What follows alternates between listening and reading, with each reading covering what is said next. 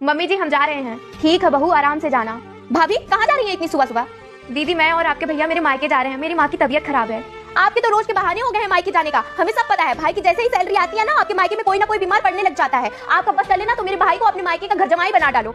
दीदी कुछ ज्यादा नहीं बोल रही हैं आप, मेरी माँ की तबीयत सच में खराब है और ऐसे हर बार आप घर में आग मत लगाया करिए, नहीं तो एक दिन बहुत ज्यादा हो जाएगा। और आपको मेरे मायके जाने से इतनी ज्यादा तकलीफ होती है तो खुद क्यों मुंह उठा करके चली आती है? खुद भी मत आया करिए, बात करती हैं। माँ देख रही हो किस तरह से जवान लड़ा के गई है आपकी बहू रानी। चुप कर, कुछ बोलने से पहले सोच समझ कर बोला कर। उसकी माँ की तबीयत सच में खराब है, किसी का दुख नहीं समझ सकती तो कम से कम घर में कलेश तो मत किया कर। तू सिर्फ घर में आग लगाने के लिए आती है। तेरी इन्हीं हरकतों की वजह से ना तू अपने ससुराल में नहीं रह पा रही है। माँ जब किसी पेड़ के कटने का किस्सा ना होता अगर कुल्हाड़ी के पीछे लकड़ी का हिस्सा ना होता। जेठानी जी। हाँ देवरानी जी। जेठानी जी वो मैं आपसे ये पूछने आई थी कि इनके फोन में बार बार किसी का कॉल आ रहा है, किसी का मैसेज आ रहा है, तो क्या आप मुझे पढ़कर बता देंगे इसमें क्या लिखा है? आपके देवर जी नहाने गए हैं। पर क्यों देवरानी जी, तुम्हें मैसेज पढ़ना नहीं आता है? नहीं जेठानी जी, मुझे अंग्रेजी पढ़ना नहीं आता है। कोई बात नहीं, मैं तुम्हें पढ़कर सुना देती हूँ। ठीक है जेठानी जी। अरे देवर जी तो देवरानी जी को धोखा दे रहे हैं। अगर ये बात देवरानी जी को पता चली तो उन्हें बहुत बुरा लगेगा। क्या हुआ जेठानी जी, बताइए ना क्या लिखा है इसमें? कुछ नहीं देवरानी जी, वो देवर जी के ऑफिस से कुछ इंपॉर्टेंट मैसेज था बस, और कुछ नहीं। अच्छा जेठानी जी मुझे थोड़ा सा काम है, मैं जाती हूँ।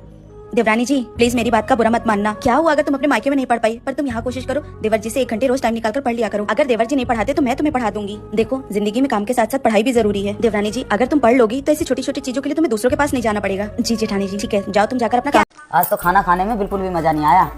इसको ढंग से खाना भी बनाना नहीं आता। अच्छा ठीक कह रही हो मम्मी, इसको खाना ही नहीं, इसको कोई काम ढंग से नहीं आता है। इस कमीज में 3 दिन से दाग लगे पड़े हैं, 2 बार धुल चुकी है, अभी तक ये दाग नहीं निकला है। पता नहीं माँ बापों ने कुछ सिखा के भेजा है कि नहीं भेजा है। क्या आप लोग बैठे बैठे हर काम में मेरी कमियां निकालते रहते हो? ऐसे तो बहुत सारे काम है जो मम्मी जी दीदी को भी नहीं आते, पर आप लोग उनसे तो कभी कुछ नहीं कहते। दीदी की क्या तुलना करती है तू अपने आप से? दीदी अपने स्कूल में सबसे टॉप आती थी, इसलिए मैंने उसको घर का काम नहीं सिखाया। जैसे आप लोगों ने उनसे कभी कोई काम नहीं करवाया ना, वैसे ही मेरी मम्मी ने भी कभी मुझसे कोई काम नहीं करवाया, फिर भी मैं करती हूँ ना। पर पता है क्या बात है, अपनी बेटी में कितनी भी कमी हो वो फिर भी हीरे की खान नजर आती है, और वहीं दूसरे की बेटी में कितने भी गुण हो वो फिर भी कचरे की दुकान नजर आती है। भाभी सुनिए, आपकी माँ का कॉल आया था, वो आपको घर बुला रही है, तो आप जल्दी रेडी हो जाइए। बहू मैंने सुना तू अपनी मायके जा रही है, जाना जरूरी है क्या? चली जाएगी ना तो ये घर सुना सुना लगेगा, तुम मत जा। ठीक है माँ जी। भाभी मैंने सुना है मायके जा रही हो, प्लीज मत जाओ ना, क्योंकि आपके बिना घर बिल्कुल भी अच्छा नहीं लगेगा। ठीक है दीदी। हेलो माँ, मैं मायके नहीं आना चाहती। लेकिन क्यों बेटा? क्योंकि मेरे ससुराल वाले मुझसे बहुत प्यार करते हैं। ठीक है बेटा, तू अपने ससुराल में खुश है, मैं यही देख के खुश हूँ। चल मैं रखती हूँ।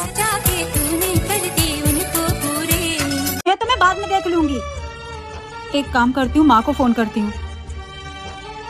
हेलो माँ, मेरी सास को ये बच्चा नहीं चाहिए, मैं क्या करूँ? मुझे कुछ समझ में नहीं आ रहा है, मुझे बहुत डर लग रहा है।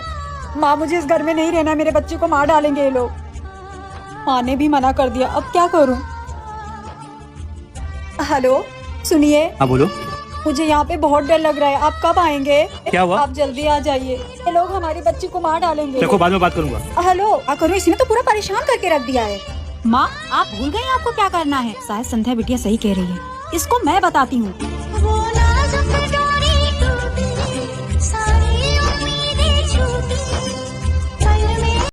बात कड़वी है मगर सच है, माँ बाप भी स्वार्थी होते हैं। माँ बाप को बेटा वो पसंद है जो उनके लिए अपनी बीबी से लड़ जाए, और अपनी बेटी के लिए दामाद वो पसंद है जो उनकी बेटी के लिए अपने माँ बाप से लड़ जाए। तुम्हें मेरे घर वाले? क्या आपके घर वाले? आपको आपका घर, आपका परिवार, आपकी तकलीफ मैं कभी दिखाई देती हूँ? मैं कैसे जी रही हूँ? आपको बस अपने घर वाले दिखाई देते हैं, मेरे बारे में तो कभी सोचा ही नहीं। मेरी तो बस आपको बुराई दिखती है। किसी से कोई प्यार ना करे, किसी से कोई प्यार। भाभी मुझे तो मेरे ससुराल में कोई भी कुछ बोलता है मैं तो सुना देती हूँ। दीदी औरत को घर मिलता है उसके नसीब से, और घर बसता है उसकी जुबान से। एक पति अपनी पत्नी के आधे से ज्यादा सुख को इसलिए मार देता है कि घर वाले क्या कहेंगे। अरे तुम गलत समझ रही हो, वो तो तुम्हें खुश देखना चाहते हैं। तो चले आज बाहर घूमने। अरे पागल हो क्या, तुम्हें पता नहीं क्या घर वाले क्या कहेंगे? अगर आप उनमें से हैं जो अकेले बैठकर खाना खा सकते हैं तो आप बहुत ताकतवर हैं। इसका कारण चाहे कोई भी हो, लेकिन जो इंसान अकेले रहना सीख लेता है ना, वो जिंदगी जीना सीख लेता है।